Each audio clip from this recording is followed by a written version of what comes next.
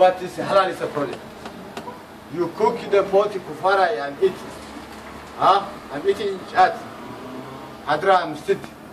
Don't understand. No cook, not put a coffee. One, no one help. Just I'm alone inside. Where? Came from Ethiopia. From Ethiopia. Okay. 3 years. You know, Torah, Talo Chaurada. Torah, Mito.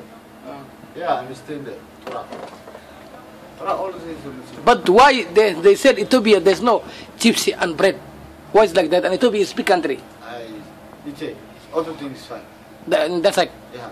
there's no bread also. No, chips, potato. Not the potatoes. We are talking about this chips. Yeah, simple chips. Eh? This is a knick-knack. Knick-knack, yes. Did you find it in knick-knacks in Ethiopia? Yeah. هذا هذا Bluebell. Hey. Yeah. You don't have a really. This one is not same, but this one is a lice. You must look good. Open your eyes. It's a lice dish. Is my eyes closed? Yeah, it's not same. Same, but not same. You play Israel. You play. You cannot say. It's not same, but look. This one is a lice. Muslim boy, huh?